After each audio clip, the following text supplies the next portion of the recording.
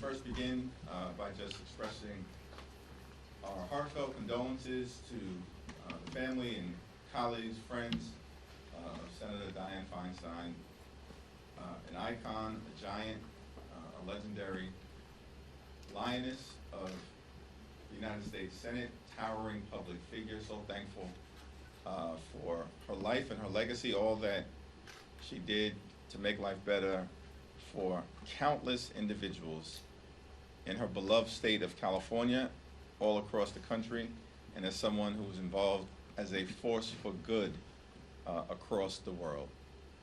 And it's my expectation that the House will participate, certainly House Democrats, in any appropriate commemorations of her life and her service that take place here within the Capitol and/or in California as well. Once again, extreme MAGA Republicans in the House have demonstrated their complete and utter inability to govern. We are in the middle of a Republican civil war that has been ongoing for months and now threatens a catastrophic government shutdown that will hurt everyday Americans, hurt children, hurt military men and women, hurt veterans, hurt seniors, hurt women, hurt families, hurt the economy. And there is absolutely no reason that we should be facing a government shutdown at this moment. There is a bipartisan continuing resolution making its way through the Senate that would ensure the government doesn't shut down, that funding is available to meet the needs of the American people, that is free of any partisan, poison pill, ideological amendments, and that provides support for everyday Americans who've been hit hard by extreme weather events and for the Ukrainian war effort that is important to freedom and democracy and truth across the world. The Senate bipartisan continuing resolution will emerge in that institution in the next few days and be sent over to the House of Representatives. The only way forward is for House Republicans to put the bipartisan continuing resolution that emerges from the Senate on the House floor for an up or down vote. And if House Republicans were to do that, we can avoid a catastrophic, extreme MAGA Republican government shutdown. It's not that complicated. And all we're asking House Republicans to do is to keep their word and adhere to the agreement that they themselves reached, voted for, and negotiated in May, connected to their threat to default on America's debt. Why are we in this situation where extreme MAGA Republicans seem determined to shut the government down? It's because the Republicans and the right-wing ideologues and the extremists in the House of Representatives want to cut Social Security, slash public school funding, and criminalize abortion care. That is their ransom demand. And if everybody else in the House and in the Senate and within the Biden administration declines to pay it, they've basically made clear we're shutting the government down. And people will be hurt. And it's irresponsible, but it's in their DNA. House Democrats met earlier today, and we are unified in the position that we support the continuing resolution that is working its way through the Senate and prepared, ready, willing, and able to vote for it the moment it crosses over to our side of the Capitol. We just need House Republicans to do the right thing by the American people and put the bipartisan continuing resolution on the floor of the House of Representatives for an up or down vote. What is the alternative? They tried a partisan continuing resolution and they failed. And there is no way out of their Republican civil war. The only path forward is to partner with House Democrats in a bipartisan way, and we're prepared to do just that. It's now my honor to yield to our distinguished whip, Catherine Clark. Thank you so much, Mr. Leader, and I want to join in taking a moment to honor and remember Senator Feinstein.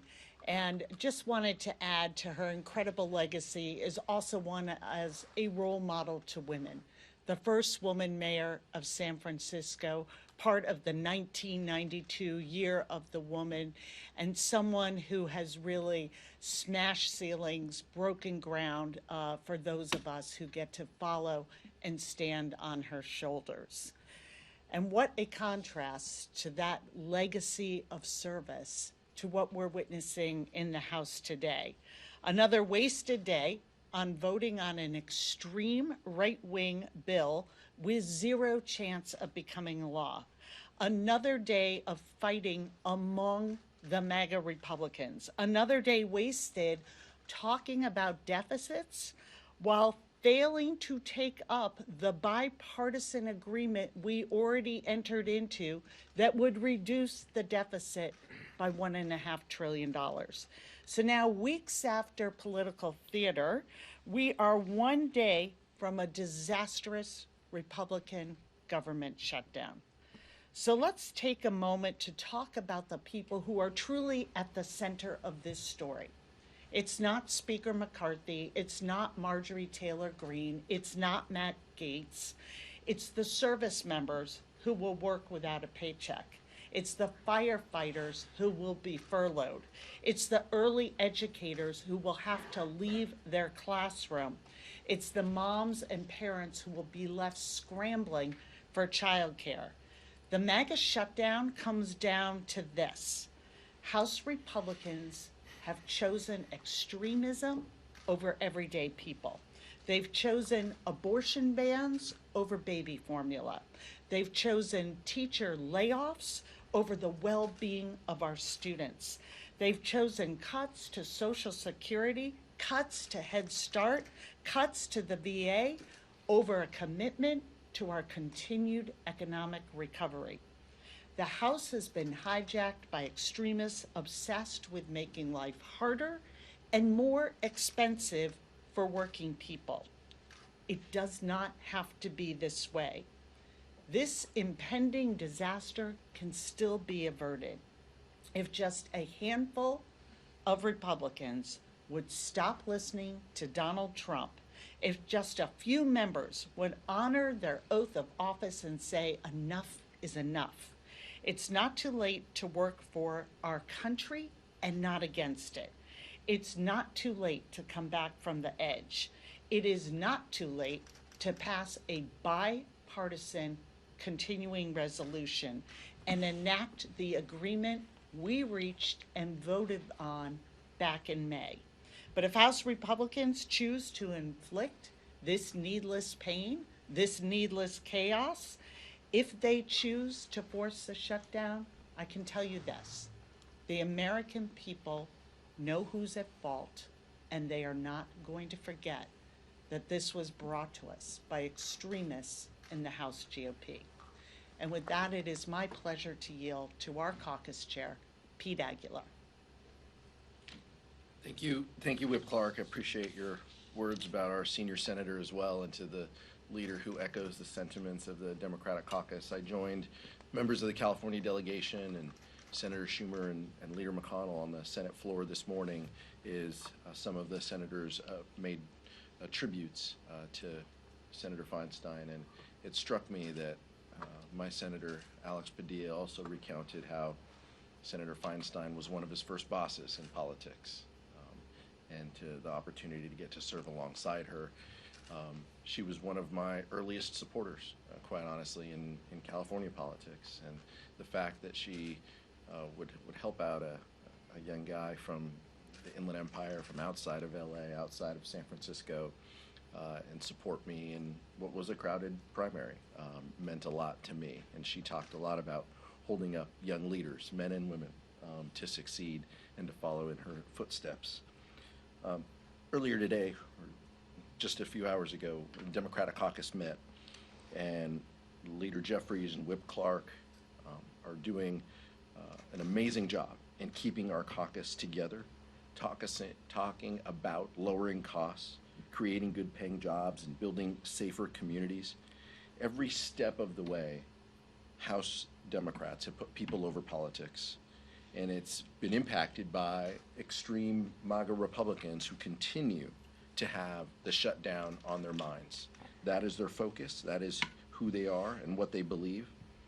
And as Whip Clark said, this is about women and children who will go without food assistance, service members who will have to work without pay, law enforcement officers and Border Patrol agents being sent a clear message that they are not a priority for House Republicans. The people are losing faith in their government because they look at our own nation's capital and they see the Republican extremism and the chaos that has driven the other side. It doesn't have to be like this. In fact, this was all completely avoidable, as Whip Clark mentioned. There's a simple and common sense solution that the leader articulated. There's a bipartisan path.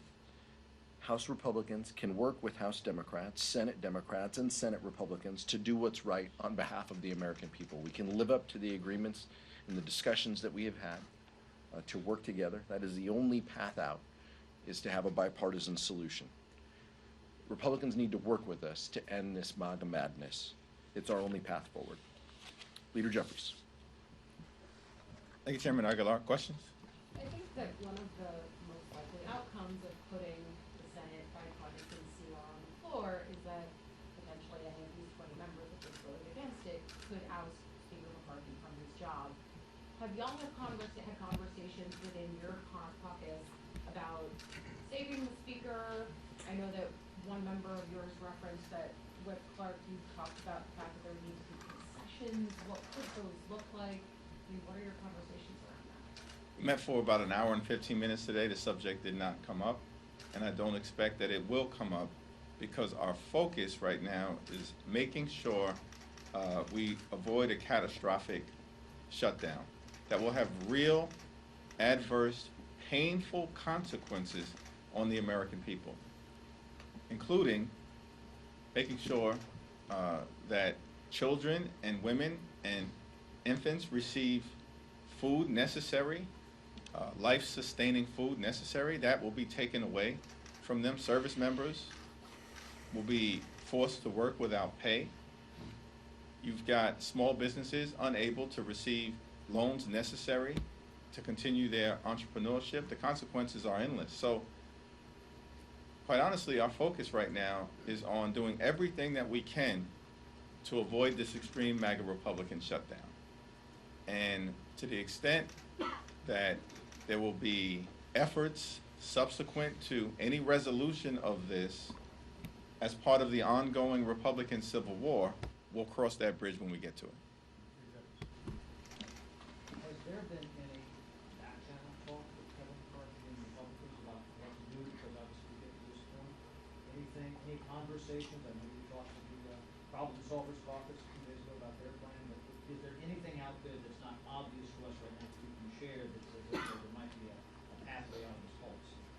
There is only one path out of the reckless Republican effort to shut down the government, which is to take the bipartisan continuing resolution that is working its way through the United States Senate, and when it arrives at the House, put it on the floor for an up or down vote, and everyone in this town knows the bill will pass.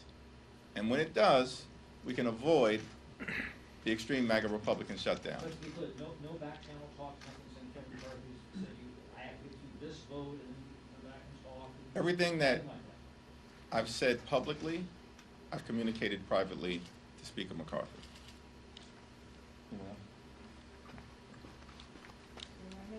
We'll get beyond the front row in a moment.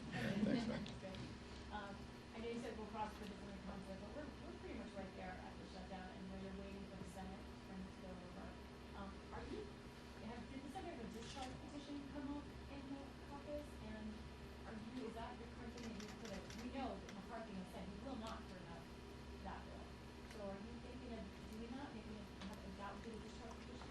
all procedural options are on the table, and that includes a discharge petition, and we'll see where we land as early as this weekend.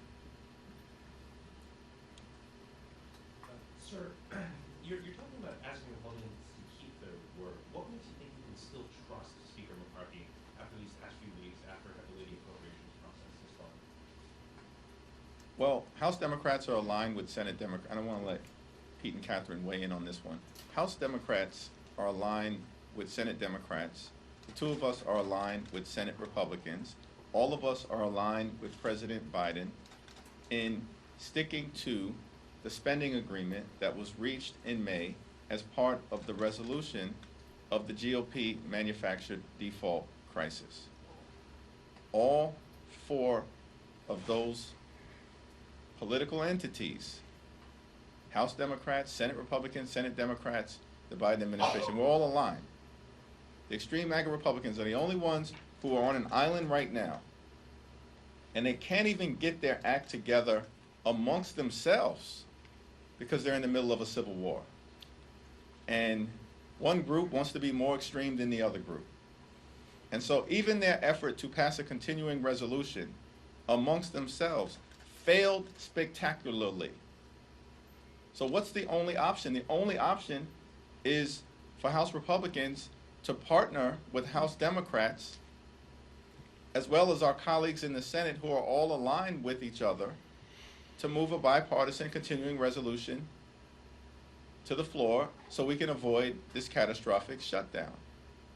That's the most obvious approach, and it is the only way forward. Yeah, when we talk about trust, there is not much trust. What we had, if we go back to just 4 short months ago, was a manufactured default crisis, holding our economy as we are beginning to recover from this pandemic, putting the pieces with the Biden administration in place so that everyone has opportunity in this economy and we can drive down costs. They put out a bill in the end of April that was as bad as the CR we just saw them vote on today. And the picture, they are willing to take everything, whether it is Social Security and Medicare, a national abortion ban, removing teachers out of the classroom, to pursue this extreme agenda. And we met them with this manufactured crisis and said, we want to put the American people first, and so we're going to come to an agreement that Speaker McCarthy negotiated with the President of the United States. 314 votes in the House of Representatives. The ink was not dry when Speaker McCarthy again said to the American people, I don't choose you, I choose Marjorie Taylor Greene and the extreme part of my conference. So the answer is right in front of the House GOP. And it is why, as the leader said, they are isolated now in this, because everyone else understands we have to stick with that agreement. The blueprint for moving forward, which was a compromise, is right there for the taking. And it is only Speaker McCarthy who is refusing to lead his caucus in that direction. I completely agree. And what I would say is, what I've said from this podium before during that process as a member of the Appropriations Committee is what I said today. This was completely avoidable. We had an agreement. We could have worked through it. And instead, Speaker McCarthy chose to listen to the most extreme voices in his conference. And as a result, to your question, Nick, I think that there are huge concerns whether even if he agreed to something, it could be believed.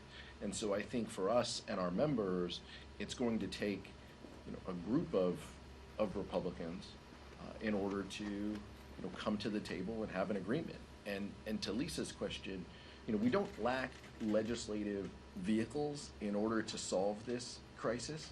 What we lack are real legislators on the Republican side who are willing to stand up to Marjorie Taylor Greene and the extreme voices in their conference to actually solve this problem. and to prevent cuts that hurt our kids in their classroom, that take food away from families that need it. That's what we are talking about. That's what we are fighting for, and those are the real struggles that we have under this dome. Last weekend there was House Republicans, notably Congressman Nolanaro and Congressman Lawler, who said that if this didn't work, if Republicans couldn't push through something, that they would come and they would consider discharge petition to be an option for them. Have there been any entreaties to them, talking to them, and where are they right now? Have you spoken to them? That's a great question. These so-called moderate members of the Republican conference have been missing in action. All talk, no action. Because there is a vehicle that is in front of us right now to come together with the Democratic members of the House to avoid a catastrophic government shutdown. There are a variety of different procedural vehicles that are available to us, including a discharge petition, one of which that is live, and that all we would need are 6 Republicans to partner with us, and we can move legislation to the floor that would end this GOP government shutdown and this national nightmare for the American people.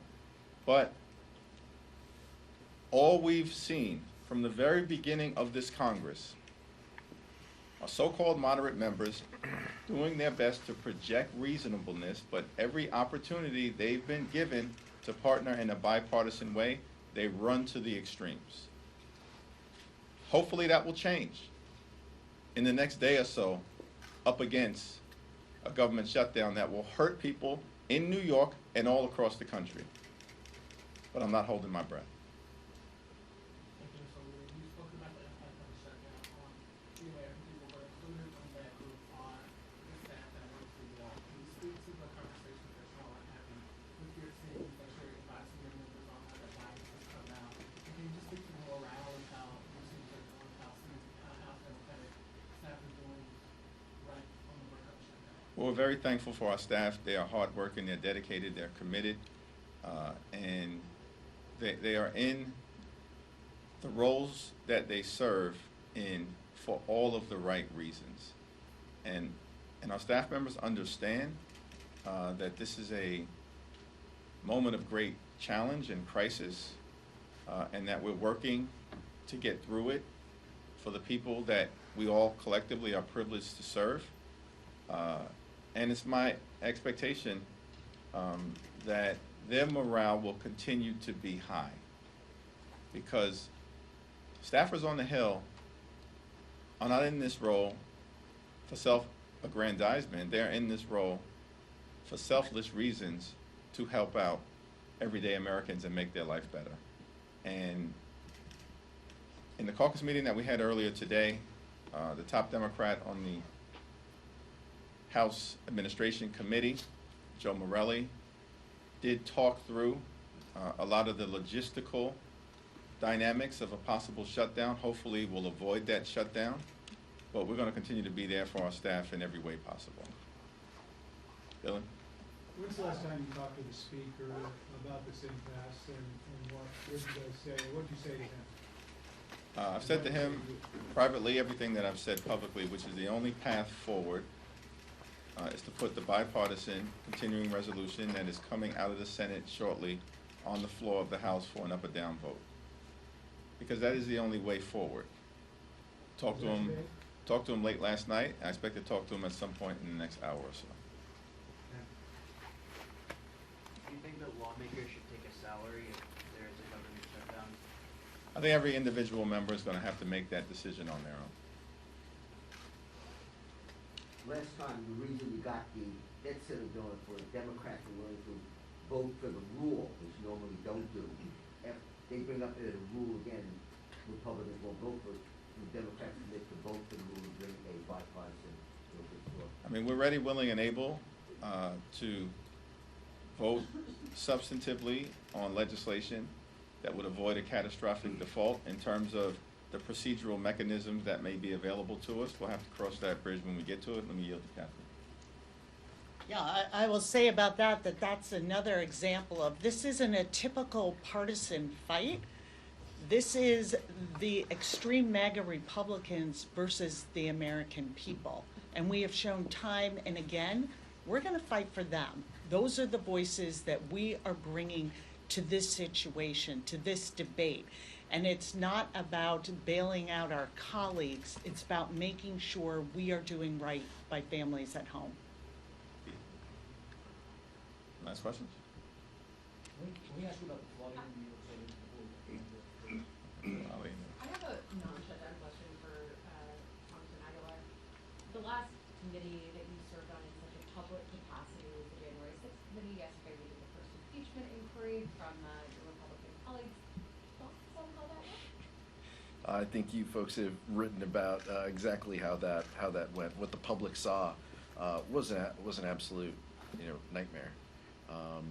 The fact that Republicans continue to proceed without facts and their own witnesses are saying that they don't have any evidence to proceed just says a lot. We appreciate and lift up Ranking Member Raskin, obviously part of the connective tissue between that process and that committee and this one. We trust that he and the committee members who did an amazing job asking questions of witnesses, looking to get to the truth, but clearly poking holes in this argument. And there is no there. They have no evidence linking Vice President Biden, President Biden to any high crime or misdemeanor or any issue at all. And so I think that's I think the American public sees the split screen of what we did and how methodical we were in answering questions and in working through the material, and they see this Republican chaos for what it is, and that very much mirrors where we are on the shutdown, the manufactured shutdown crisis too. We said from the very beginning of this Congress that we will work together to find common ground with the other side of the aisle whenever and wherever possible, but also fight against their extremism whenever necessary. And unfortunately, my Republican colleagues have refused to find ways to partner together far too often and instead continue to double and triple down on their extremism. Yesterday was a big example of the charade of the illegitimate impeachment inquiry that they've launched. 2 days before a government shutdown, they hold a hearing where their own witnesses testify that there's nothing in the record to suggest that President Biden committed an impeachable offense. Their own witnesses. So this is another example of Republicans governing in fantasy land, bowing down to the extremists in their party and being distracted from taking care of business for everyday Americans. We should be focused on dealing with building a healthy economy. We should be focused on solving problems for everyday Americans. We should be focused on quality of life issues. We should be focused on public safety. We should be focused on making sure that our children receive a high quality public education. But the extreme MAGA Republicans are focused on trying to drive their conspiracy theories and their right-wing ideology down the throats of the American people, and it's a shame. Can I ask you about this kind of end of days flooding, what happened in New York City and all that, just for lack of memory, please? Well, we certainly are monitoring the situation carefully, and the governor and the mayor, the congressional delegation are prepared to mobilize all available resources. One, to make sure that that there's no loss of life, that we address the risks that still appear to exist in New York City, and that we continue to find ways to deal with the climate crisis that is afflicting the nation and the world, because if we fail to do so, these extreme weather events will continue and intensify, and that's not good for anyone. Thank you, everyone. Thank you.